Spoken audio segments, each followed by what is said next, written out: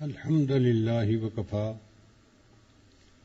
وسلام علی عباده الذین اصطفى اما بعد اعوذ باللہ من الشیطان الرجیم بسم اللہ الرحمن الرحیم یوم لا ينفع مال ولا بنون الا من اتى اللہ بقلب سلیم سبحان ربک رب العزۃ عما یصفون وسلام علی المرسلین والحمد للہ رب العالمین اللہم صل علی سیدنا محمد وعلی آل سیدنا محمد وبارک وسلم۔ ہر انسان کی زندگی کے 3 دن بہت اہم ہوتے ہیں۔ پہلا دن جب بچہ دنیا میں پیدا ہوتا ہے، اس دن شیطان بچے کو مس کرتا ہے، اس لیے بچہ روتا ہے۔ اللہ کرے کہ کوئی نیک بندہ پاس ہو جو ایک کان میں اذان دے، دوسرے میں اقامت کہے اور تحنیک بھی کرے، اس کی برکت زندگی بھر رہتی ہے۔ اور دوسرا اہم دن وہ ہوتا ہے جب انسان اس دنیا سے فوت ہو کے اگلے جہان جاتا ہے۔ اللہ کرے کہ اس وقت بھی کوئی اللہ والا پاس ہو جو ہمیں کلمے کی تلقین کرے تاکہ ہم ایمان کی سلامتی کے ساتھ اس دنیا سے چلے جائیں۔ اور تیسرا اہم دن وہ ہوگا جب ساری مخلوق اللہ کے سامنے کھڑی ہوگی، یوم یقوم الناس لرب العالمین۔ اللہ فرماتے ہیں کہ سارے انسان اپنے رب کے سامنے کھڑے ہوں گے حساب کتاب کے لیے۔ اب اس آیت مبارکہ میں جس دن کا تذکرہ کیا گیا نا، وہ قیامت کے دن کا ہے۔ اللہ فرماتے ہیں اس دن نہ مال کام آئے گا، نہ بیٹے کام آئیں گے، ثمرہ ہوا دل بندے کو کام آئے گا۔ مال اور بیٹوں کا تذکرہ کیوں کیا؟ کہ دنیا میں بندے کو دھوکہ لگ جاتا ہے کہ میرے سارے کام مال سے ہو جاتے ہیں۔ ہم دنیا میں سنتے ہیں، لوگ کہتے ہیں جی جس فائل کو روپے کا پہیہ لگا دو وہ چلنی شروع ہو جاتی ہے۔ مان لیا کچھ کام مال سے ہو جاتے ہیں، سارے کام نہیں ہوتے۔ آپ خود غور کریں، ہم مال سے اینک تو خرید سکتے ہیں، بینائی تو نہیں خرید سکتے۔ اچھے کپڑے تو خرید سکتے ہیں، خوبصورتی کو تو نہیں خرید سکتے۔ دوائی کو تو خرید سکتے ہیں، اچھی صحت کو تو نہیں خرید سکتے۔ ہم مال سے کتاب کو تو خرید سکتے ہیں، علم کو تو نہیں خرید سکتے۔ ہم مال سے کسی کی چاپلوسی کو تو خرید سکتے ہیں، کسی کے دل کی محبت کو تو نہیں خرید سکتے۔ تو مال سے تو دنیا میں بھی ہر کام نہیں ہوتا، اور آخرت میں تو مال بالکل کام نہیں آئے گا۔ اور پھر کئی مرتبہ انسان کو اپنے بیٹوں پہ بڑا بھروسہ ہوتا ہے۔ جس کے 5-7 بیٹے ہو نا، کوئی بڑا آفیسر ہے، کوئی فوج میں ہے، کوئی سیاستدان ہے، کوئی تاجر ہے، کوئی فلاں ہے، تو وہ باپ سمجھتا ہے کہ بس کوئی بھی مسئلہ ہوا میں بیٹے کو کہہ دوں گا، میرا مسئلہ حل ہو جائے گا۔ تو اللہ نے فرمایا کہ قیامت کے دن بیٹے بھی کام نہیں آئیں گے۔ تو سوال پیدا ہوتا ہے کہ یا اللہ پھر کیا کام آئے گا؟ اللہ فرماتے ہیں الا من اتی اللہ بقلب سلیم۔ جو بندہ میرے پاس ثمرہ ہوا دل لایا، وہ دل اسے کام آئے گا۔ اس کا مطلب یہ کہ اللہ تعالیٰ دلوں کے بیوپاری ہیں، بندے سے دل چاہتے ہیں۔ حدیث پاک میں آتا ہے ان اللہ لا ينظر الى صورکم، بے شک اللہ تعالیٰ نہیں دیکھتے تمہاری شکلوں صورتوں کو، ولا الى اموالکم، اور اللہ نہیں دیکھتے تمہارے مال پیسے کو، ولکن ينظر الى قلوبکم واعمالکم، اللہ دیکھتا ہے تمہارے دلوں کو اور تمہارے اعمال کو۔ اب دیکھیں کہ جو چہرہ لوگ دیکھتے ہیں، صبح اٹھ کے ہم سب سے پہلے اسی کو دھوتے ہیں، صاف کرتے ہیں۔ اور اگر کوئی کہے کہ جی چہرہ دھوئے بغیر باہر چلے جاؤ، ہم کہیں بھئی میلے منہ سے کیسے جائیں لوگوں کے سامنے، برا لگتا ہے۔ بھئی جس چہرے کو لوگ دیکھتے ہیں اس کو سب سے پہلے صاف کرتے ہیں، اور جس دل کو اللہ دیکھتے ہیں اس کو صاف کرنے کی فرصت ہی نہیں ہوتی۔ چنانچہ آپ ایک عورت کو دیکھیں گے، وہ کم از کم 1 سے 2 گھنٹے روزانہ اپنے گھر میں صفائی میں لگاتی ہے۔ کبھی جھاڑو دے رہی ہے، کبھی ویکیوم کلینر کر رہی ہے، کبھی ڈسٹنگ کر رہی ہے، کبھی فرنیچر صاف، کبھی شیشے صاف، ہر چیز کو چمکا دیتی ہے۔ کوئی بندہ اس سے پوچھے اللہ کی بندی تو نے 2 گھنٹے اتنی مشقت کیوں اٹھائی؟ وہ جواب دے گی جی کہ اگر میرا گھر گندا ہوگا نا تو میرا خامن مجھ سے ناراض ہو جائے گا۔ اگر گھر گندا ہو تو خامن ناراض ہو جاتا ہے۔ یہ انسان کا دل بھی اللہ کا گھر ہے، جب دل گندا ہوتا ہے تو اللہ تعالیٰ بندے سے ناراض ہو جاتے ہیں۔ اس لیے اللہ تعالیٰ چاہتے ہیں میرے بندے تو میرے گھر کو صاف کر دے۔ حضرت موسیٰ علیہ السلام نے ایک مرتبہ پوچھا یا اللہ آپ رہتے کہاں ہیں؟ تو اللہ تعالیٰ نے فرمایا میں اپنے بندے کے دل میں رہتا ہوں۔ تو دل میں تو آتا ہے سمجھ میں نہیں آتا، میں جان گیا بس تیری پہچان یہی ہے۔ تو یہ قلب عبداللہ جو ہے یہ عرش اللہ ہے، اللہ کا عرش ہے۔ آپ دیکھیں ہم کعبہ کو جو بیت اللہ کہتے ہیں تو کیا مطلب کہ اللہ تعالیٰ وہاں رہتے ہیں؟ نہیں، اللہ تعالیٰ کی تجلیات ذاتیہ وہاں پر وارد ہوتی ہیں، اس لیے اس کو بیت اللہ کہتے ہیں۔ جب بندہ اپنے دل کو سنوار لیتا ہے تو اللہ تعالیٰ کی وہی تجلیات بندے کے دل پر وارد ہوتی ہیں، یہ بندے کا دل اللہ کا گھر کہلاتا ہے۔ طالب علم کے ذہن میں سوال پیدا ہوتا ہے کہ جب دل اللہ کا گھر ہے تو اللہ تعالیٰ خود کیوں نہیں صاف کر لیتے؟ علماء نے جواب دیا کہ جب گھر کسی کو استعمال کے لیے دیا جائے، کرائے پر دیا جائے، تو مالک اس کو کہتا ہے میرا گھر صاف رکھنا، اگر گندا رکھو گے تو میں آپ کو گھر سے نکال دوں گا۔ تو گھر کو صاف رکھنا کرایہ دار کی ذمہ داری ہوتی ہے جو استعمال کر رہا ہوتا ہے۔ یہ دل اللہ نے دنیا میں ہمارے اختیار میں دیا ہے اور ہماری ڈیوٹی لگا دی، میرے بندو دل میرا گھر ہے، تم بھی اسے صاف رکھنا، تم اسے گناہوں سے میلا نہ کرنا۔ نبی علیہ السلام نے ارشاد فرمایا جب بندہ کوئی گناہ کرتا ہے تو اس کے دل پر ایک سیاہ دھبا لگ جاتا ہے، اگر توبہ کر لے تو وہ دھل جاتا ہے، اور اگر دوسرا گناہ کرے تو ایک دوسرا دھبا لگ جاتا ہے، اور گناہوں پہ گناہ کرتا رہے تو ایسا وقت آتا ہے کہ بندے کا دل بالکل سیاہ ہو جاتا ہے۔ اب اس دل کی سیاہی کو ختم کرنا یہ ہماری ذمہ داری ہے۔ یہ سیاہی کیسے ختم ہوگی؟ یہ اللہ کے ذکر سے ختم ہوگی۔ جیسے گھر میں جھاڑو دیتی ہیں نا عورتیں تو گندگی ختم، یہ لا الہ الا اللہ کا ذکر بھی ایک روحانی جھاڑو کی مانند ہے۔ جب بندہ بیٹھ کر یہ ذکر کرتا ہے اللہ تعالیٰ دل کی گندگی کو صاف کر دیتے ہیں۔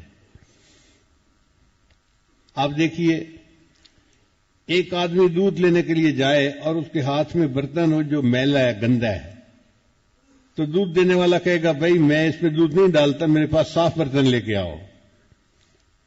اگر دودھ دینے والا گندے برتن میں دودھ ڈالنا پسند نہیں کرتا تو اللہ تعالیٰ بھی بندے کے گندے دل میں اپنے نور کو ڈالنا پسند نہیں فرماتے۔ اللہ بھی کہتے ہیں میرے بندے دل کو صاف کر کے لاؤ، میں تمہارے دل کو اپنے نور سے بھر دوں گا۔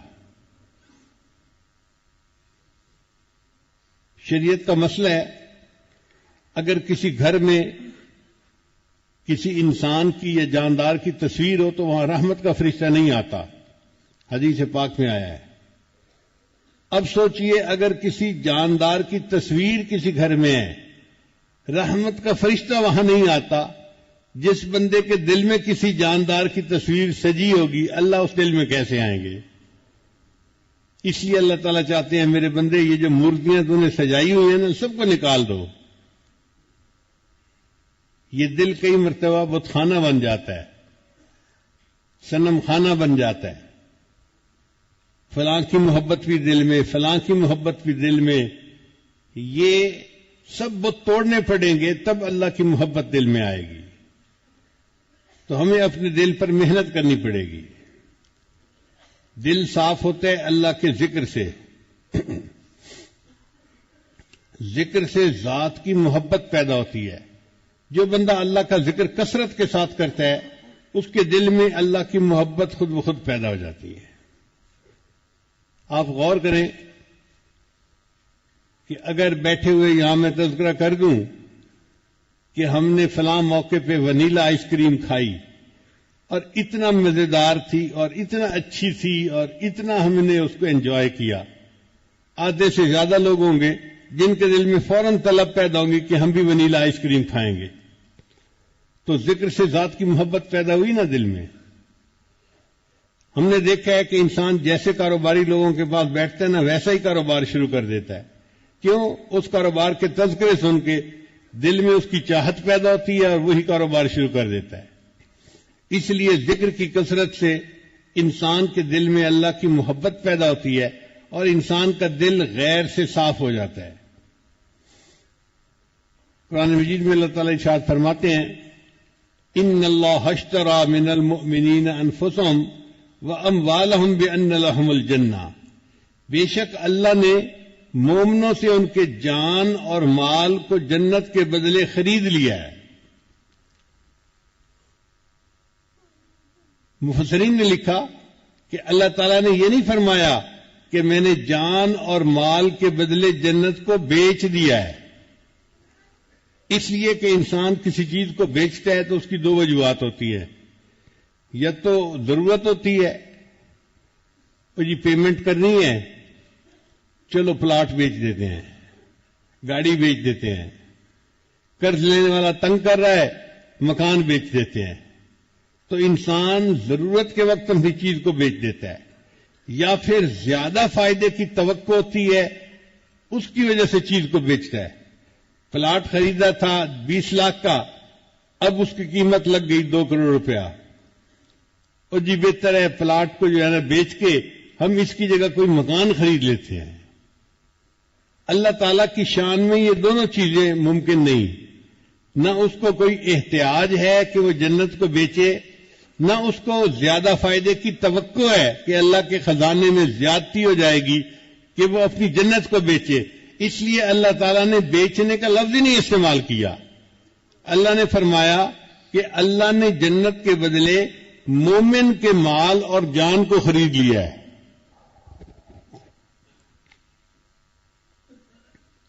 اب یہاں طالب علم کے ذہن میں خیال آتا ہے کہ جب بھی بندے کے پاس کچھ فالتو پیسے ہونا اس کی سب سے پہلی تمنا ہوتی ہے کہ میں گھر اپنا خریدوں, کرائے کے گھر سے جان چھوٹے, میرا اپنا گھر ہونا چاہیے. تو اگر اللہ تعالیٰ نے خریدنا ہی تھا تو بندے کا دل خریدتے جو اللہ کا گھر ہے. اللہ نے دل کا تو تذکرہ ہی نہیں کیا. اللہ نے تو فرمایا میں نے مومن کے مال اور جان کو جنت کے بدلے خرید لیا. اللہ آپ نے اپنا مکان تو خریدا نہیں. تو مفسرین نے اس کا بھی جواب دیا. مفسرین نے فرمایا کہ دیکھو انسان کا جو دل ہے نا وہ اللہ کا گھر ہے. اللہ نے فرمایا میرے بندے اس کو تو میں نے ہے اپنے لیے وقف کر دیا, اور جو چیز وقف کر دی جائے نا پھر اس کی بیع و شراء کی اجازت نہیں ہوتی. اللہ نے فرمایا اب اس کی خرید و فروخت کا تو تذکرہ ہی نہیں, یہ تو ہے ہی میرا. اس کے بعد تیرے پاس مال اور جان بچی تھی, میں نے جنت کے بدلے میں تیرے مال اور جان کو بھی خرید لیا ہے. تو دل تو اللہ کے لیے وقف ہے, اللہ کا گھر ہے. ہم اس دل پر محنت کریں تاکہ قیامت کے دن ہمارا دل اللہ کو پسند آ جائے, اللہ خوش ہو جائیں دل کو دیکھ کے. ہاں میرے بندے نے اپنے دل میں میری محبت کو بھر لیا تھا.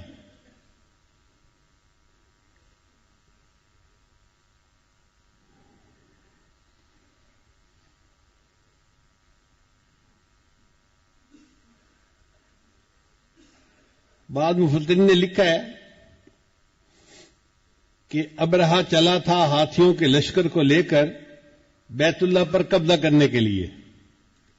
تو اللہ تعالیٰ نے چھوٹے چھوٹے پرندوں کو حکم دیا تھا کہ ہاتھیوں کے اس لشکر کو کھائے ہوئے بھوسے کی طرح ختم کر دو.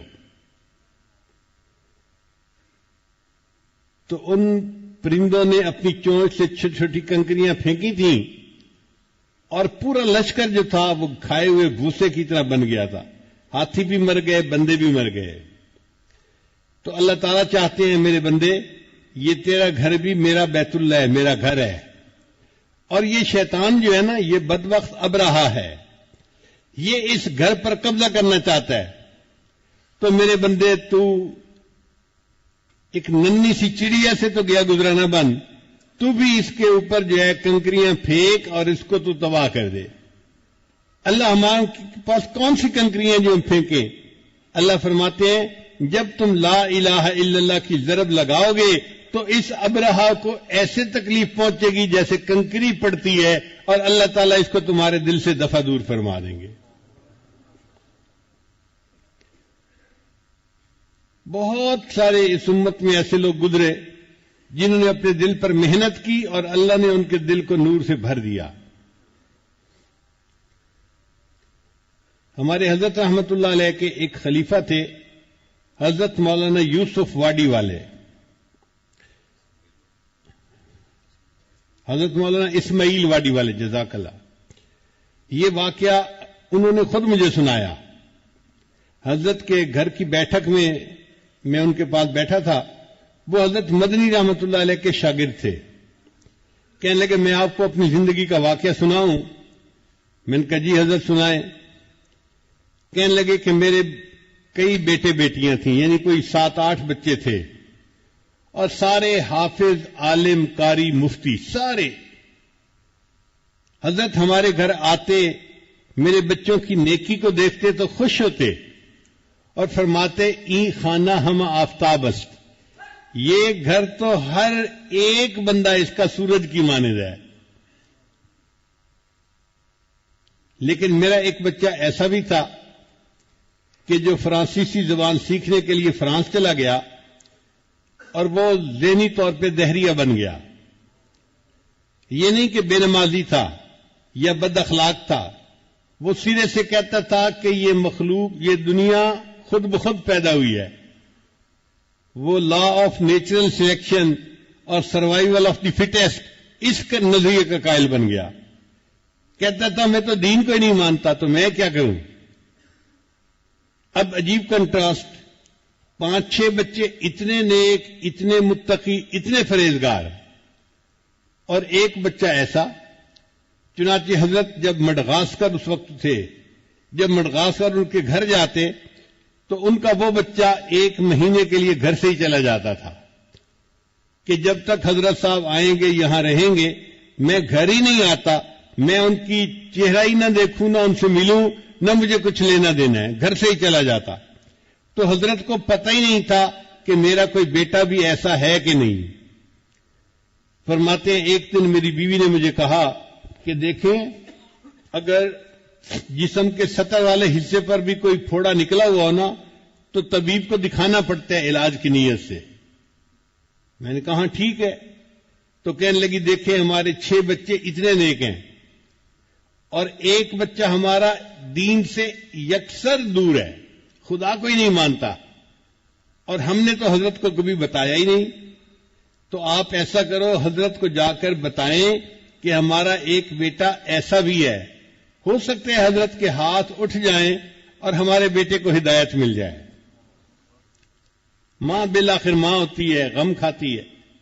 وہ کہتے ہیں کہ میرے اندر جرأت نہیں ہوتی تھی کہ حضرت کا میرے خاندان کے بارے میں اتنا اچھا امیج بنا ہوا ہے، اب میں حضرت کو کیسے بتاؤں کہ میرا ایک بیٹا ایسا بھی ہے. ایک دن بیوی نے جب بہت زیادہ زور دیا تو میں نے جا کر حضرت کی خدمت میں عرض کر دیا کہ حضرت میرا ایک بیٹا ایسا بھی ہے، آپ نے اس کو کبھی دیکھا بھی نہیں، وہ آپ کے سامنے ہی نہیں آتا، 1 مہینے کے لیے گھر سے چلا جاتا ہے، اور آپ کو چونکہ بتانا ضروری تھا کہ آپ اس کی دعائیں مل جائیں، اس لیے میں نے تذکرہ کر دیا ہے. حضرت مرشد عالم رحمۃ اللہ نے فرمایا کہ اپنے اس بیٹے کو کہو کہ میرے ساتھ مل کر توبہ کے کلمات پڑھ لے. وہ کہنے لگے میں نے اپنی بیوی کو کہا کہ بیٹے کو کہو کہ حضرت صاحب کے ساتھ مل کے کلمات پڑھ لو. ماں نے بچے کو بلایا کہ بیٹے ہمارے حضرت کے ساتھ مل کے توبہ کے کلمات پڑھ لو. وہ کہنے لگا میں تو نہ دین کو مانتا ہوں، نہ خدا کو، نہ کسی اور کو، تو مجھے پڑھنے سے کیا فائدہ ہوگا. ماں نے کہا بیٹا فائدہ ہوگا یا نہیں ہوگا یہ تو ہے بعد کی بات، آخر میں ماں تو ہوں نا تمہاری، اور میں کہہ رہی ہوں کہ ایک کام کر لو تو تمہیں رکاوٹ کیا ہے. اس نے کہا امی آپ نے تو میرا جینا حرام کر دیا، اتنا تنگ کر دیا ہے. چلو میں آپ کے کہنے پہ ان کے ساتھ کلمات تو پڑھ لوں گا، میں نے کرنا کچھ نہیں ہے. یعنی پھر یہ نہ کہنا کہ مراقبہ کر، نمازیں پڑھ، فلاں کر فلاں کر. کہتے ہیں جب میں نے حضرت کو بتایا کہ جی بیٹے نے ماں کو کہا ہے کہ امی آپ کے کہنے پہ میں یہ کر تو لوں گا لیکن میں نے کرنا کچھ نہیں ہے، تو حضرت نے فرمایا بھئی میں نے تو کچھ نہیں کہا کرنے کے لیے، میں نے تو صرف اتنا کہا ہے کہ میرے ساتھ مل کر توبہ کے کلمات پڑھ لے. وہ بچہ راضی ہو گیا. چنانچہ ماں نے اسے حضرت کے پاس بھیجا اور حضرت نے اس کو توبہ کے یہی بیت کے جو کلمات ہیں یہ پڑھا دیے. اب راز اس میں ہے کہ یہ جو توبہ کے کلمات بندہ اللہ والوں کے ساتھ مل کر پڑھتا ہے نا، اس کی برکت سے اللہ تعالیٰ دل میں نور عطا فرما دیتے ہیں، اور اس کے دلیل قرآن مجید سے ملتی ہے. اللہ تعالیٰ ارشاد فرماتے ہیں یا ایھا النبی، اے نبی صلی اللہ علیہ وسلم، اذا جاءک المؤمنات، جب آئیں آپ کے پاس ایمان والی عورتیں، مشرکات نہیں کہا، کافرات نہیں کہا، منافقات نہیں کہا، اذا جاءک المؤمنات، اس کا مطلب صحابیات ہیں. جب وہ آپ کے پاس آئیں، کیوں آئیں؟ یبایعنک، آپ کی بیعت کرنے کے لیے. کس بات پر بیعت کرنے کے لیے؟ الا اللہ یشرکن باللہ شیئا، اللہ کے ساتھ کسی کو شریک نہیں ٹھہرائیں گی. ولا یسرکنا، چوری نہیں کریں گی. ولا یزنینا، بدکاری نہیں کریں گی. ولا یقتلن اولادہن، اولاد کو قتل نہیں کریں گی. ولا یاتین ببہتان یفترینہ بین ایدیہن وارجلہن، کسی پہ بہتان تراشی نہیں کریں گی. ولا یعصینک فی معروف، اور کسی معروف کام میں اے میرے محبوب آپ کی نافرمانی نہیں کریں گی. اسی کو تو توبہ کہتے ہیں کہ بندہ ارادہ کرتا ہے کہ آج کے بعد میں شریعت کے کسی کام میں نافرمانی نہیں کروں گا. اللہ فرماتے ہیں اگر ان کا یہ ارادہ ہے فبایعہن، آپ انہیں بیعت کر لیجئے. واستغفر لہن اللہ، اور ان عورتوں کی توبہ کی قبولیت کے لیے آپ استغفار کیجئے. راز دیکھیے جو بیعت کی برکتیں نا وہ یہاں سے ثابت ہو رہی ہے کہ وہ عورتیں تو استغفار کرتی ہیں، توبہ کرتی ہیں ٹوٹ جاتی ہے، پھر کرتی ہیں پھر ٹوٹ جاتی ہے. اب وہ آپ کے پاس آئی ہیں، آپ ان کو توبہ کے کلمات پڑھائیں اور ان کے بہاف پر ان کے وکیل بن کر آپ استغفار کیجئے. ان اللہ غفور الرحیم، اللہ تعالیٰ غفور ہے، اللہ تعالیٰ رحیم ہے. ہمارے حضرت فرمایا کرتے تھے کہ جب کوئی سچی توبہ کی نیت لے کر آتا ہے اور شیخ کے ہاتھ پر یہ کلمات پڑھتا ہے، اللہ نے خود وعدہ فرما دیا ان اللہ غفور الرحیم، لہذا اللہ اس بندے کی توبہ کو قبول فرما لیتے ہیں، اس کو نیکی پر استقامت عطا فرما دیتے ہیں.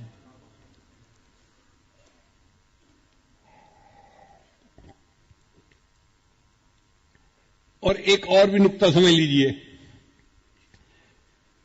کہ احادیث ہم جتنی پڑھتے ہیں نا، ان کی جو روایت ہے، سند ہے، وہ اوپر چلتے چلتے چلتے نبی علیہ السلام تک پہنچتی ہے. اور جس حدیث پاک کی سند نبی علیہ السلام تک پہنچ جائے اس کو سند متصل کہتے ہیں، کہ نبی علیہ السلام تک یہ سند بالکل صحیح بندوں کے ذریعے سے نبی علیہ السلام تک پہنچی.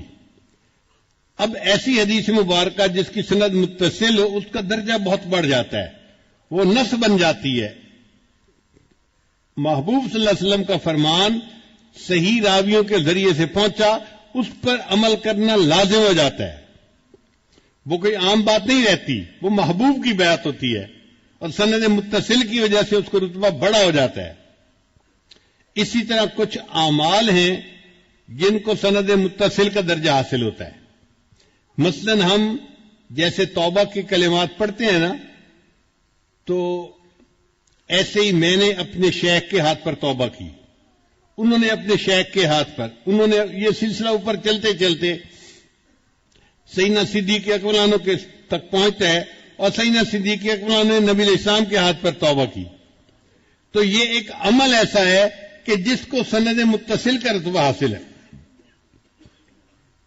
اب اس عمل کی برکت سے اللہ تعالیٰ بندے کی توبہ کی نیت پر اس کو انعام دیتے ہیں اور توبہ کو قبول فرما لیتے ہیں. اس لیے اللہ تعالیٰ صحابہ کرام کی ایک صفت بیان کرتے ہیں. قرآن مجید میں اللہ تعالیٰ فرماتے ہیں فاستقم کما امرت ومن تاب معک. اے میرے محبوب آپ بالکل سیدھے رہیے شریعت کے اوپر اور سارے وہ لوگ جنہوں نے آپ کے ساتھ مل کر توبہ کی. بھئی صحابہ میں تو بڑی صفات تھیں، کسی اور صفت کا تذکرہ اللہ کر دیتے. اللہ نے فرمایا نہیں، ان کے اعمال میں سے ایک بڑا عمل یہ ہے انہوں نے میرے محبوب کے ہاتھ پر توبہ کے کلمات پڑھے ہیں، لہذا فرمایا کہ آپ بھی سیدھے رہیے اور جنہوں نے آپ کے ہاتھ پر توبہ کی وہ بھی سیدھے رہیں. اس کا مطلب یہ کہ یہ جو توبہ کرنی ہوتی ہے نا کسی اللہ والے کے ساتھ، اس کی اللہ کے ہاں کوئی قدر ہوتی ہے، مقام ہوتا ہے. چنانچہ اس بچے نے توبہ کے کلمات پڑھے، اب اس کی زندگی میں تبدیلی آنی شروع ہو گئی. وہ فرمانے لگے کہ اگلے سال حضرت جب تشریف لائے تو بیٹے نے اپنی ماں کو کہا کہ میں پہلے تو 1 مہینے کے لیے گھر سے چلا جاتا تھا، اب میں گھر سے نہیں جاؤں گا، گھر پہ ہی رہوں گا. اب وہ گھر پہ رہا تو حضرت کو اس نے دیکھا، لوگوں کو آتے جاتے بیعت ہوتے ہوئے دیکھا. پھر اس نے کہا کہ اچھا امی میں کبھی کبھی حضرت کے کھانا دے دیا کروں گا. تو کبھی روٹی سامنے لا کے دسترخوان پہ رکھ دی، کبھی پانی رکھ دیا، یعنی حضرت سے مانوس ہونے لگ گیا، قریب آنے لگ گیا. یہ برکت تھی ان کلمات کی کہ 2 سال کے بعد ایک دن اس اپنی والدہ کو کہا امی میرا دل کہتا ہے کہ میں کلمہ پڑھ کے مسلمان ہو جاؤں. اللہ کی شان دیکھیے، جو خدا کے وجود کو نہیں مانتا تھا اس نے کلمہ پڑھا اور وہ مسلمان ہو گیا. پھر اس نے حضرت کے ہاتھ پر دوبارہ توبہ کے کلمات پڑھے. اب اس کو حضرت سے محبت ہو گئی اور وہ حضرت کے بیانات میں بیٹھنے لگ گیا. بیانات کو سن کر اس کے دل کی حالت بدلی. پھر اس نے حضرت سے کہا کہ حضرت میرا دل چاہتا ہے میں عالم بنوں. حضرت نے فرمایا ٹھیک ہے بنو. وہ بچہ جو دہریہ تھا نوجوان، اب وہ باقاعدہ بخاری شریف تک وفاق المدارس والا پورا کورس پڑھ کے دین کا عالم بن گیا. پھر اس کے دل میں اللہ کی محبت بڑھی تو اس نے ذکر مراقبہ بھی کرنا شروع کر دیا. اور ایک وقت آیا کہ حضرت نے اس نوجوان کو اجازت خلافت عطا فرمائی. جو نوجوان ایمان سے محروم تھا، خدا کو ہی نہیں مانتا تھا، ایک اللہ والے کے پاس آ کر چند کلمات پڑھنے کی برکت سے ایسا بھی وقت آیا کہ وہ مومن بھی بن گیا، عالم بھی بن گیا اور شیخ بھی بن گیا.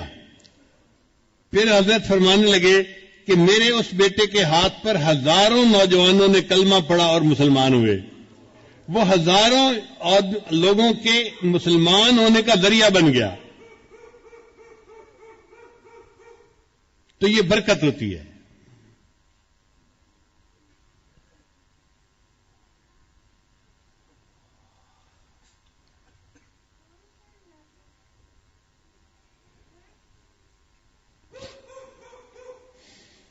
اب رہ گئی بات کہ ہم اللہ کا ذکر کیسے کریں، تو وہی ہمیں از خود کرنے کی ضرورت نہیں ہے. اللہ والوں نے ہمیں طریقہ سکھا دیا. ہمارے نقشبندیہ سلسلہ میں مراقبہ سکھاتے ہیں کہ انسان اپنی آنکھوں کو بند کر لے، سر کو جھکا لے، دنیا اب جو کوئی دنیا میں ہے اس سے ہٹ کٹ کے اللہ کی یاد میں ڈوب جائے اور یہ سمجھے کہ میرا دل اللہ اللہ اللہ بول رہا ہے اور میں سن رہا ہوں. زبان سے نہیں پڑھنا ہوتا، زبان تالو سے لگی ہوئی ہو. اب اس طرح روزانہ 15-20 منٹ بیٹھنے سے دل میں اللہ کی محبت بڑھنی شروع ہو جاتی ہے. اور ایک وقت آتا ہے کہ انسان کا دل اللہ اللہ کہتا ہے اور بندے کو اس کا ادراک ہوتا ہے. اس کو ذکر قلبی کہتے ہیں. اور یہ ذکر قلبی جب نصیب ہو جاتا ہے تو پھر بندے کی زندگی کا بیٹھنا اٹھنا بدل جاتا ہے، آنکھ کا دیکھنا بدل جاتا ہے، زبان کا بولنا بدل جاتا ہے، دل دماغ کی سوچ بدل جاتی ہے. سچی بات کہوں کہ انسان خود ہی بدل جاتا ہے. اس لیے اللہ رب العزت کا یہ کرم ہے کہ اللہ نے ہمیں اپنے نام کی خاطر آج اکٹھے ہونے کی توفیق عطا فرمائی.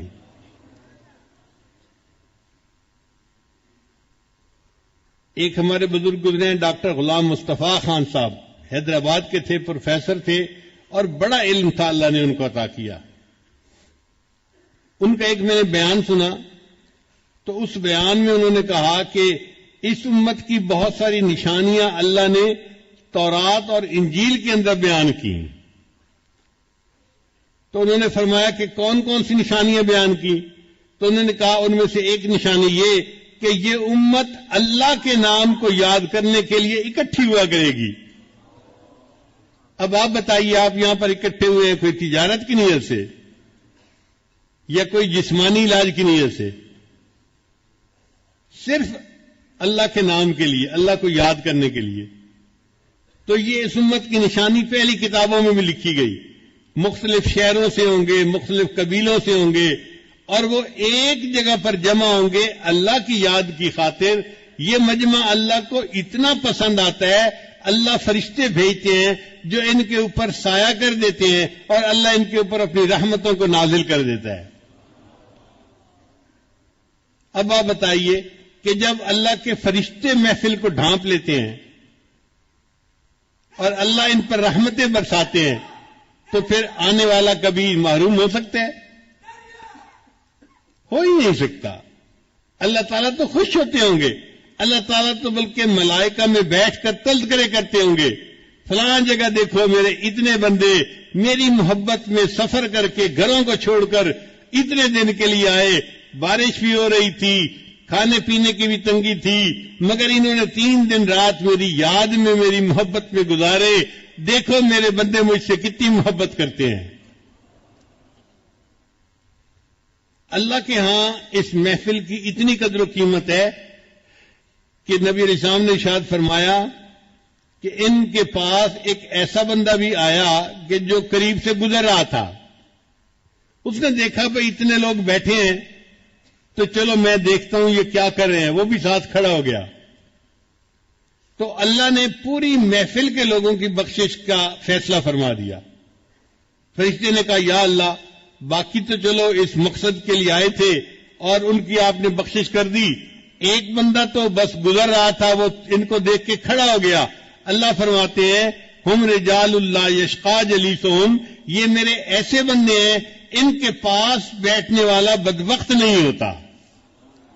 تو جو گزرتا ہوا قریب آ کے کھڑا ہو جائے گا اللہ اس کی بھی بخشش فرما دیتے ہیں، اور جو یہ مقصد دل میں لے کے آئے آپ سوچئے پھر ان کی بخشش کتنی آسان ہوگی۔ تو یہ اللہ تعالیٰ کی کوئی خاص رحمت ہوئی۔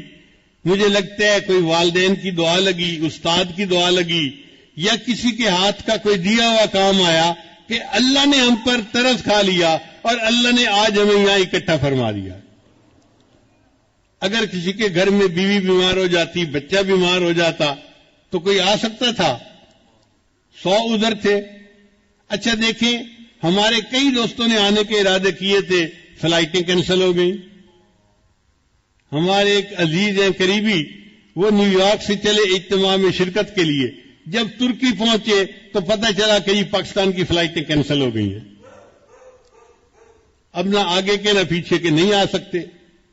ہمیں جو اللہ نے یہاں پہنچا دیا اس میں ہمارا کوئی کمال نہیں ہے، یہ کمال کس کا ہے؟ اس کمال والے کا کمال ہے، اللہ کا کمال ہے۔ ہم اللہ کا احسان مانیں کہ اللہ آپ نے اپنی یاد میں اکٹھا ہونے کے لیے ہمیں توفیق عطا فرما دی۔ اب ہم یہاں آئے ہیں تو ہمیں یہاں سے آپ خالی نہ واپس لوٹائیے گا۔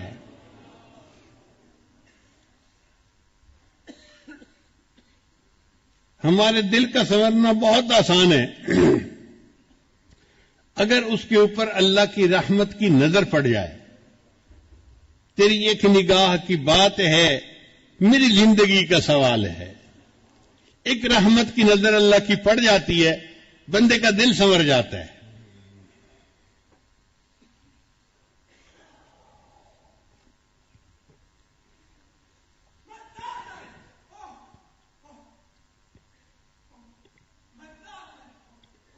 تو اللہ تعالی ہمیں اپنی محبت عطا فرمائے۔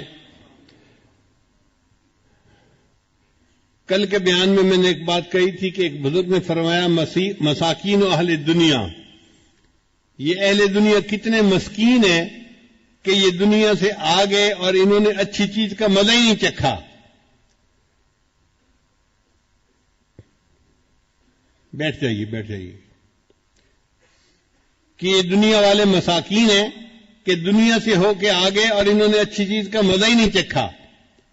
تو کسی نے پوچھا کہ حضرت اچھی چیز سے کیا مراد؟ فرمانے لگے اللہ کی محبت کا جس نے مزہ ہی نہیں چکھا اس نے دنیا میں آ کے دیکھا ہی کیا ہے.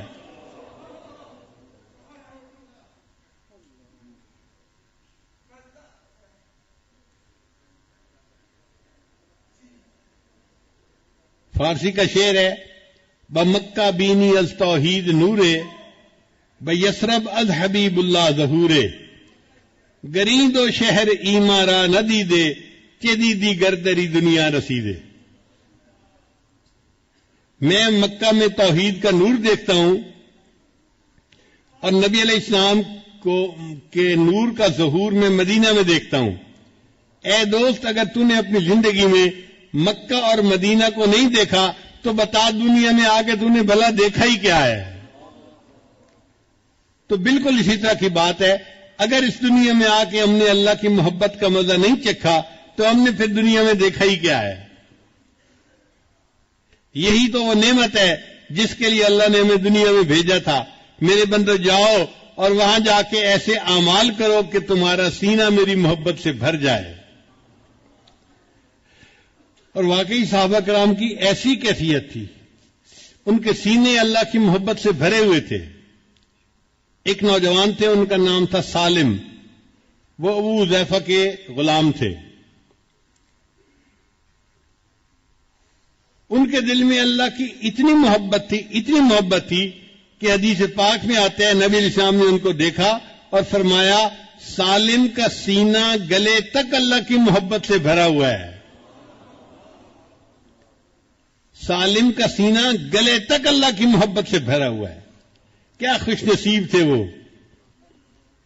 ایک اور صحابی تھے عبداللہ ذوالبجدین رضی اللہ تعالیٰ عنہ. نام عبداللہ تھا مگر مدینہ طیبہ سے تھوڑے سے فاصلے پر ایک بستی میں رہتے تھے. والد فوت ہو گئے تھے تو چچا ان کی کفالت کرتے تھے اور چچا نے ان کو بڑے محبت سے رکھا تھا. کھانا بھی اچھا دیتا تھا اور بہترین لباس دیتا. عبداللہ شکل کا بھی بہت خوبصورت تھا. پھر اس کے اوپر جب قیمتی اور خوبصورت لباس پہنتا تو اس کی جوانی کو دیکھ کے، اس کی پرسنالٹی کو دیکھ کے لوگ حیران ہوتے تھے. چنانچہ عبداللہ جب مدینہ طیبہ آتا تو لوگ حیران ہو کے اس کو دیکھتے تھے کہ کتنا خوبصورت نوجوان ہے اور کتنے اچھے کپڑے اس نے پہنے ہوئے ہیں. اللہ کی شان دیکھیں کہ عبداللہ نبی اسلام کی خدمت میں حاضر ہو گیا اور اس نے کلمہ پڑھ لیا. اب جب واپس گھر گیا تو چاہتا تو وہ تھا کہ میں نبی اسلام کی محبت کو چھپاؤں، مگر محبت چھپانے سے چھپتی نہیں ہے. ایک دم بھی محبت چھپ نہ سکی جب تیرا کسی نے نام لیا. اس کے چچا نبی اسلام کا نام لیتے یا والدہ لیتی تو عبداللہ ذرا ادھر دیکھتا، توجہ سے بات سنتا. تو گھر والوں نے فگر آؤٹ کر لیا کہ اس کے اندر کوئی نہ کوئی تبدیلی آئی ہے. چنانچہ چچا نے ایک دن اس کو بٹھا کر پوچھا عبداللہ سچ سچ بتاؤ کیا تم مسلمان بن گئے ہو؟ تو عبداللہ رضی اللہ عنہ نے بتا دیا ہاں میں نے کلمہ پڑھا ہے، میں مسلمان ہو گیا ہوں.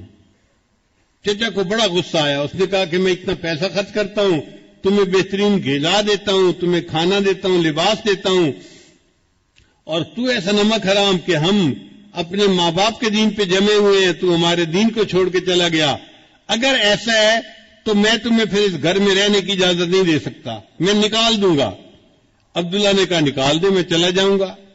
چچا کو اور غصہ آیا. اس نے تو پٹائی کی. پہلے جب ٹکا کے مار لیا نا اور اس کا غصہ تھوڑا ٹھنڈا ہوا تو اس نے کیا کیا کہ عبداللہ کے جسم پہ جو لباس تھا نا پورا لباس کاٹ کے اتار دیا.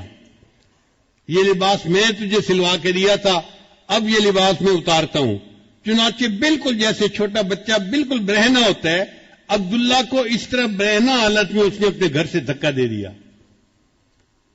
اب جوان عمر بیٹا جب اس طرح برہنگی کی حالت میں گھر سے باہر نکلا تو ماں کچھ کر تو سکتی نہیں تھی.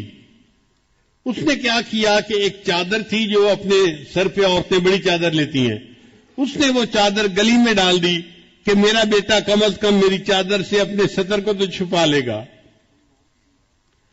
عبداللہ رضی اللہ عنہ نے اس چادر کے 2 ٹکڑے کر دیے، ایک ٹکڑا تہبند کی طرح باندھ لیا اور دوسرا ٹکڑا جیسے سردیوں میں گرم چادر لپیٹتے ہیں اپنے اوپر لپیٹ لیا۔ پھر عبداللہ سوچنے لگا میں کہاں جاؤں؟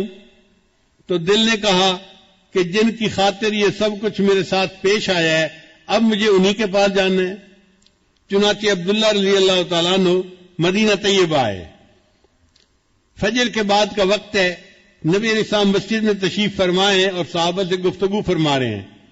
اللہ کے حبیب صلی اللہ علیہ وسلم نے دور سے عبداللہ کو آتے ہوئے دیکھا تو محبوب صلی اللہ علیہ وسلم نے پہچان لیا یہ وہی نوجوان تھا جو اتنے خوبصورت لباس پہنتا تھا، لوگ اس کی طرف آنکھ اٹھا کے دیکھتے تھے، آج 2 چادروں میں لپٹا ہوا آ رہا ہے، دونوں جہاں کسی کی محبت میں ہار کے وہ آ رہا ہے کوئی شب غم گزار کے۔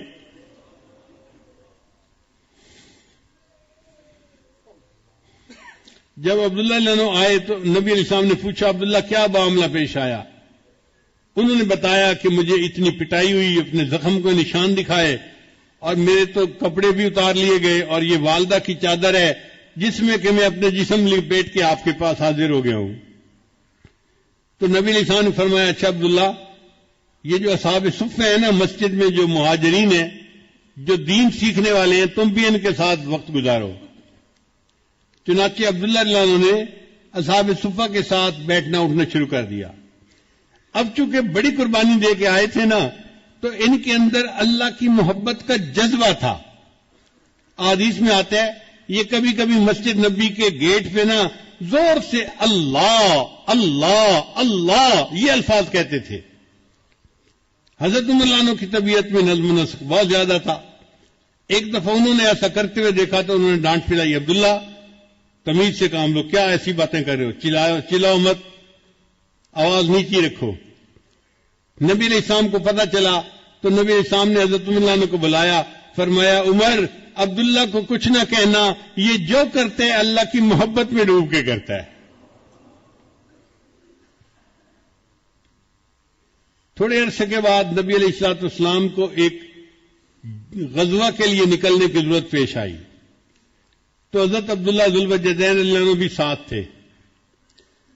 کچھ سفر طے ہو گیا، ایک جگہ پر قیام ہوا، وہ جگہ بڑی سرسبز تھی اور موسم میں ذرا خنکی تھی، ٹھنڈ تھی۔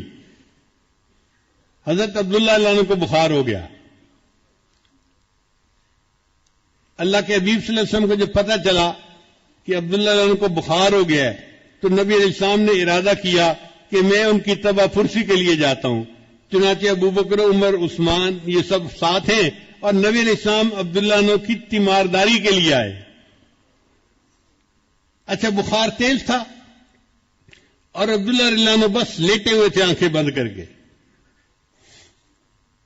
نبی علیہ السلام نے جب انہیں دیکھا تو میرے آقا کو یاد آ گیا یہ نوجوان کتنی نعمتوں کی زندگی گزار رہا تھا، اس نے اللہ کی خاطر اس جو ہے وہ تکلیف کو برداشت کیا۔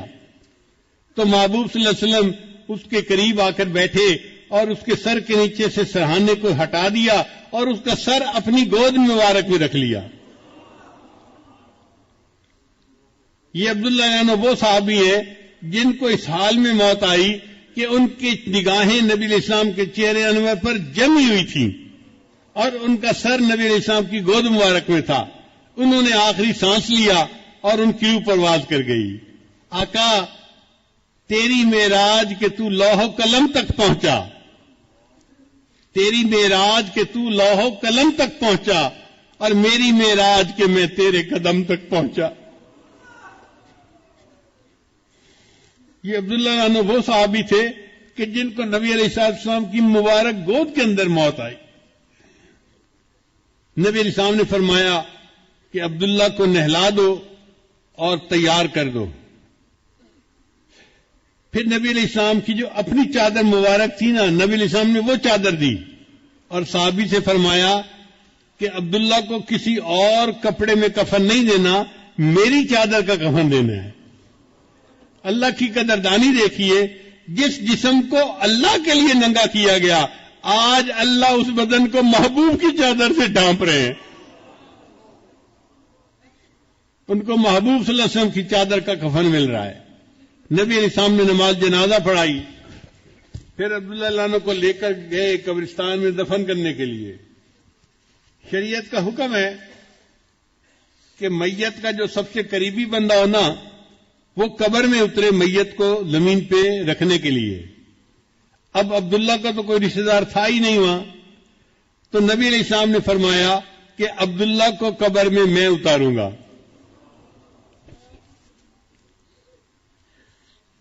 چنانچہ حدیث پاک میں آتا ہے کہ نبی علیہ السلام عبداللہ عنہ کی قبر میں نیچے اترے اور آپ نے اپنے دونوں مبارک ہاتھوں میں ان کی میت کو لیا اور اپنی امانت کو زمین کے سپرد کر دیا۔ پھر ان کی میت کو زمین پر رکھتے ہوئے نبی علیہ السلام نے ایک بات کہی، اس بات کو سن کے تو عمر لانو وجد میں آ گئے۔ کیا بات کہی؟ نبی علیہ السلام نے یہ بات کہی، اے اللہ میں عبداللہ سے راضی ہوں، تو بھی عبداللہ سے راضی ہو جانا۔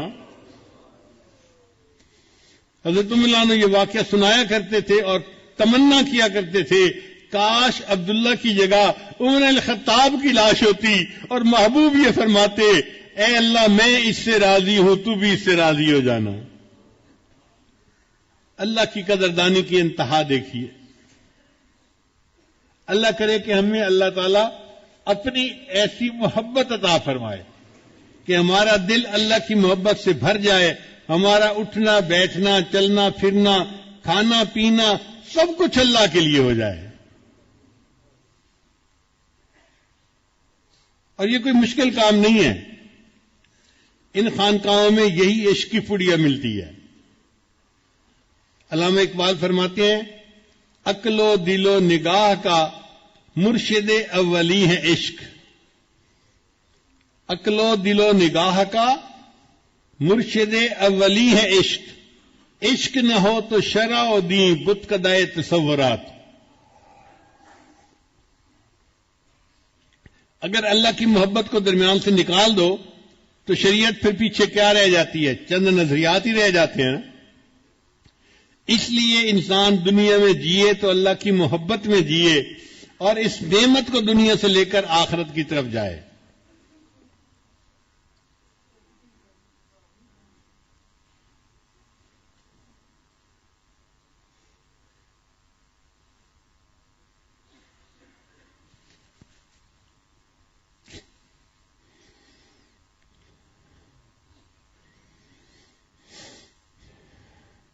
امام غزالی رحمۃ اللہ اپنی کتاب میں لکھتے ہیں قیامت کے دن ایک فرشتہ اعلان کرے گا جس کو ساری مخلوق سنیں گی کہ اللہ سے محبت کرنے والے لوگ عرش کے قریب ہو جائیں۔ جیسے لوگ ممبر کے قریب ہو جاتے ہیں نا، تو اللہ سے محبت کرنے والے اربوں خربوں لوگ ہوں گے، وہ اللہ کے عرش کے قریب ہو جائیں گے۔ تو فرشتے ہم سے پوچھیں گے آپ کیسے دعویٰ کرتے ہیں کہ آپ اللہ سے محبت کرنے والے؟ وہ کہیں گے ہم نے تو پوری زندگی اللہ کی محبت میں ہی گزاری، ہم ذکر بھی کرتے تھے، تسبیحات بھی پڑھتے تھے، تہجد بھی پڑھتے تھے، 5 وقت نماز باجماعت پڑھتے تھے، تکبیر اولیٰ کا خیال رکھتے تھے، اور ہم نے تو سروزہ بھی لگایا تھا، چیلا بھی لگایا تھا، 4 مہینے بھی لگائے تھے، اور دین کی خاطر ہم نے مال بھی خرچ کیا، جان بھی اپنی لگائی، سب کچھ اللہ کے لیے لگایا، اور ہم تو راتوں کو بھی جاگتے تھے کہ قیامت کے دن ہمیں اللہ کا دیدار ہوگا۔ آج آپ نے کہا ہے کہ اللہ سے محبت کرنے والے کہاں ہیں؟ تو بھئی ہم آ گئے ہیں، ہم اللہ سے محبت کرنے والے ہیں۔ فرشتہ اللہ کی بارگاہ میں عرض کرے گا یا اللہ یہ لوگ کہتے ہیں کہ ہم اللہ سے محبت کرنے والے ہیں۔ اللہ تعالیٰ تصدیق فرمائیں گے میرے فرشتے یہ بالکل ٹھیک کہتے ہیں، یہ میری یاد میں زندگی گزارتے تھے، رات کے آخری پہر میں یہ مصلے پہ بیٹھے رہتے تھے، دعائیں مانگتے تھے اور میری یاد میں زندگی گزارتے تھے۔ یہ تو موت کو اس لیے پسند کرتے تھے کہ مرنے کے بعد اللہ سے ملاقات ہوگی۔ آج یہ لوگ عرش کے قریب آئے ہیں، فرشتے ان سب کو بتا دو یہ سارے کے سارے بلا حساب جنت چلے جائیں۔ تو محبت کرنے والوں سے اللہ تعالیٰ حساب نہیں لیں گے بندے کا۔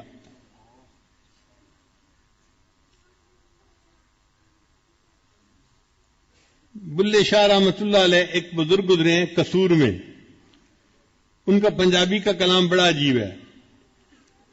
وہ فرماتے ہیں کورے کاغذ کتاب نہ ہوندے. اگر صاف کاغذ ہوں اور میں ان کی جلد بنا دوں کتاب کی شکل میں تو اس کو کتاب تو کوئی نہیں نہ کہے گا, اس پر تو کچھ لکھا ہوا نہیں ہے. تو وہ فرماتے ہیں کہ کورے کاغذ کتاب نہ ہوندے تے سارے پھل گلاب نہ ہوندے. اور ہر پھول گلاب کا پھول نہیں ہوتا, کوئی کوئی گلاب کا پھول ہوتا ہے ورنہ باقی دوسرے پھول ہوتے ہیں. کورے کاغذ کتاب نہ ہوندے تے سارے پھل گلاب نہ ہوندے تے جے کر یاری لائیے بلیا تے یارہ نال حساب نہ ہوندے. اور بلے شاہ اگر کسی سے یاری لگائے تو پھر یار سے حساب لینا بڑا مشکل کام ہوتا ہے, دل ہی نہیں چاہتا حساب لینے کو. تو اللہ تعالیٰ سے جو محبت کرے گا اللہ تعالیٰ قیامت کے دن اس کے حساب نہیں لیں گے, فرمائیں گے میرے بندے تو مجھ سے محبت کرتا تھا, اس کا یہ انعام ہے, بلا حساب جنت میں داخل ہو جا.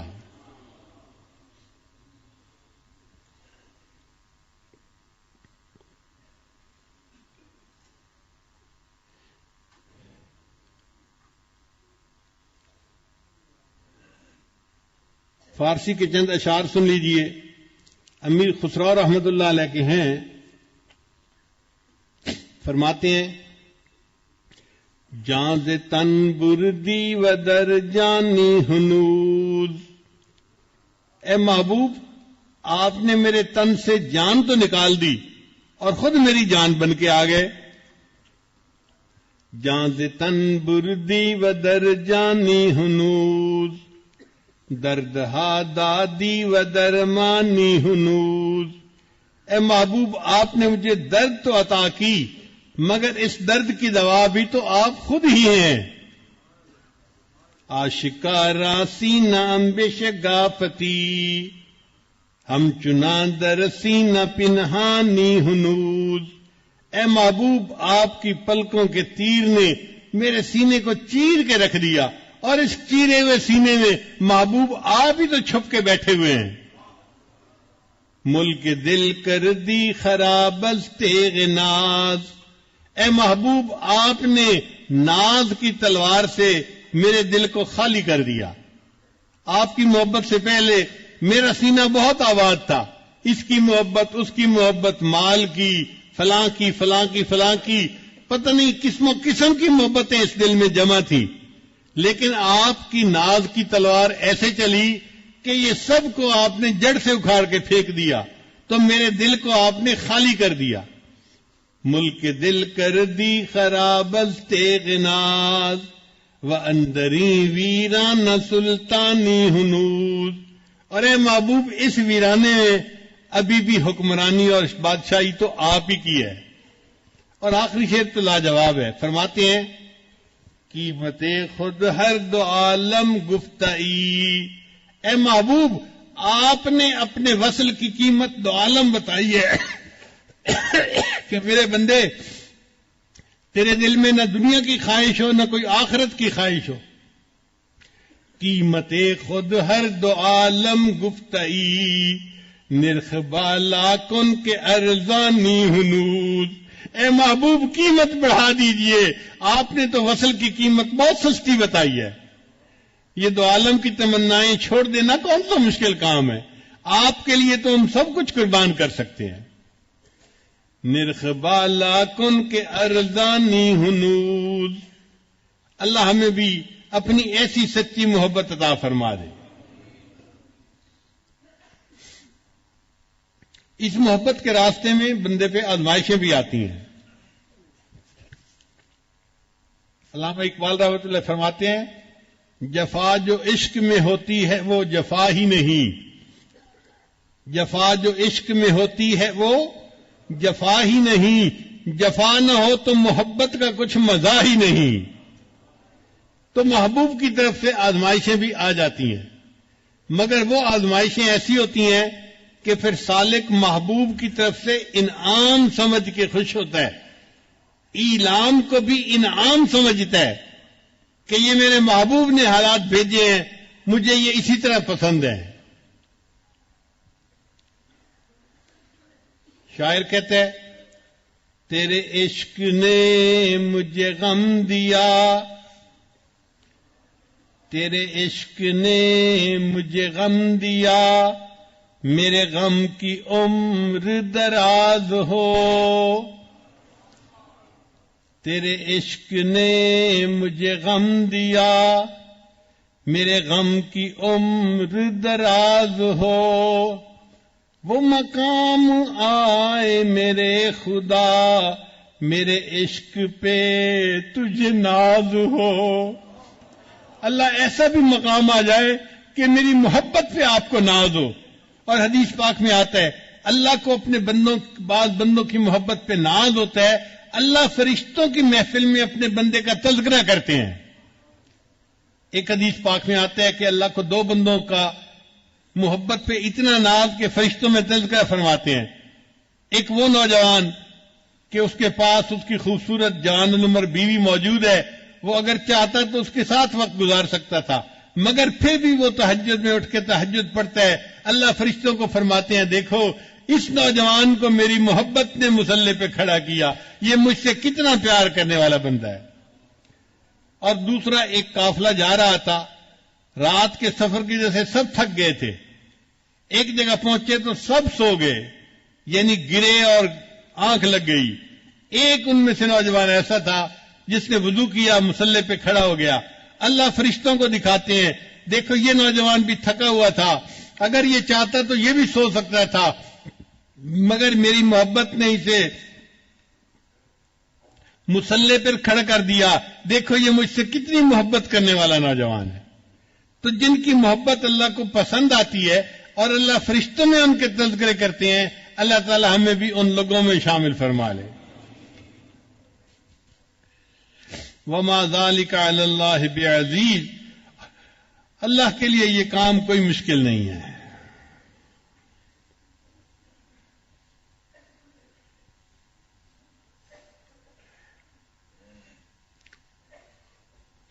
اب عربی کے بھی کچھ اشعار سن لیجئے۔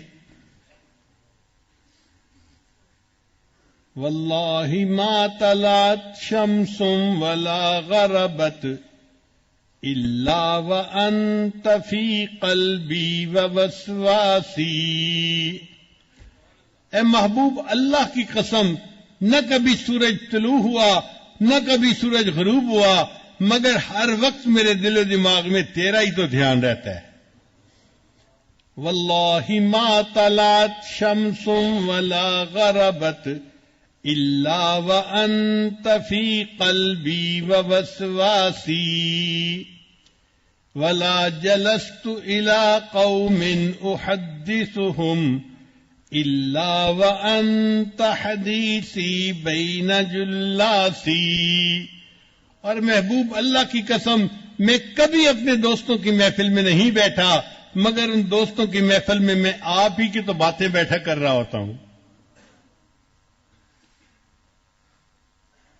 ولا ذکرتک محزونا ولا طربا الا وحبک مقرون بانفاسی، اور محبوب میں نے کبھی خوشی اور غم کی حالت میں آپ کو یاد نہیں کیا، مگر میری سانسوں میں آپ کی محبت ہی تو لپٹی ہوئی ہوتی ہے۔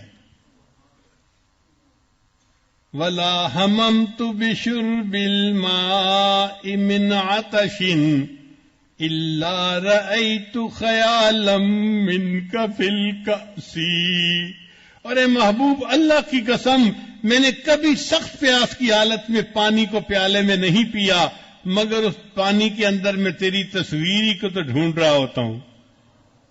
تو اللہ کی ایسی محبت ہو کہ بندہ پانی پیے تو گویا پانی کے پیالے میں محبوب کی تصویر ڈھونڈ رہا ہو۔ اب پنجابی بھی کچھ شعر سن لیجئے۔ حضرت خواجہ غلام فرید رحمت اللہ علیہ کا کلام ہے، فرماتے ہیں ہور کہانی مول نہ بھانی، اور کوئی کہانی مجھے اچھی نہیں لگتی، کوئی بات مجھے اچھی نہیں لگتی۔ ہور کہانی مول نہ بھانی، الف ہی کو ہم بس وے میاں جی، اے میاں جی الف سے مراد اللہ، بس اللہ کی کہانی مجھے اچھی لگتی ہے۔ اور کہانی مول نہ بھاڑی الف ہی کو ہم بس وے میاں جی بیتے دی میں کلوڑ نہ کائی، یعنی الف سے مراد اللہ اور اس کے سوا جو ماں سوا ہے وہ سب بیٹے ہے، مجھے بیٹے کی کوئی ضرورت نہیں ہے۔ بیٹے دی میں کلوڑ نہ کائی الف لےم دل کھسوے میاں جی، او میاں جی مجھ سے تو اللہ نے میرے دل کو ہی چھین لیا ہے، اب میرا دل میرے بس میں نہیں ہے۔ اور کہانی مول نہ بھاڑی الف ہی کو ہم بس وے میاں جی بیتے دی میں کلوڑ نہ کائی الف لےم دل کھس وے میاں جی، عشقوں مول فرید نہ پھر سو، اے غلام فرید میں اللہ کے عشق سے ذرا بھی پیچھے نہیں ہٹوں گا۔ عشقوں مول فرید نہ پھر سوں روز نمی ہم چسوے میاں جی، اے میاں جی مجھے اس اللہ کی یاد میں روزانہ نیا لطف آتا ہے، نیا مزہ آتا ہے، نئی چس آتی ہے، میں اللہ کے ذکر کو کبھی نہیں چھوڑوں گا۔ الف ہی کو ہم بس وے میاں جی الف کی تم بے وس وے میاں جی الف لےم دل کھس وے میاں جی روز نوی ہم چس وے میاں جی۔ کچھ اور ان کے اشعار ہیں جو حافظ صاحب نے کہا کہ وہ پڑھیں، ذرا توجہ سے سنیے گا۔ فرماتے ہیں عشق خدا یارو نار غضب دی تے ویکھو قسمت وچ ونج پئی ہاں تے سڑ بجھ گئی ہاں۔ عشق خدا یارو نار غضب دی تے ویکھو قسمت وچ ونج پئی ہاں تے سڑ بجھ گئی ہاں۔ چولا برکا صبر دا میرے ہو گیا تھیاں تھیاں تے چپ کر گئی ہاں، یعنی صبر کا برکا اور چادر جو تھی وہ سب پھٹ گیا اور میں اس پر خاموش چپ ہو گئی ہوں۔ چولا برکا صبر دا میرے ہو گیا تھیاں تھیاں تے چپ کر گئی ہاں۔ ماں پیو ویر بھی یاد نہ میں کوں تے اتوں تانے دیون سیاں تے سیندی رہی ہاں۔ ماں پیو ویر بھی یاد نہ میں کوں تے اتوں تانے دیون سیاں تے سیندی رہی ہاں۔ غلام فرید اے آکھ سجن نو میں تا در تیڈے تے پئی ہاں تے جے ہو جئی ہاں۔ غلام فرید اے آکھ سجن نو میں تا در تیڈے تے پئی ہاں تے جے ہو جئی ہاں۔ آج ہم بھی اللہ کی خدمت میں یہ عرض کریں کہ میرے مالک جیسا بھی ہوں بس میں آ گیا ہوں اور میں تیرے در پہ یہاں پڑا ہوں، مجھے قبول کر لے اور میرے دل کو اپنی محبت سے لبریز فرما دے۔ وآخر دعوانا ان الحمد للہ رب العالمین۔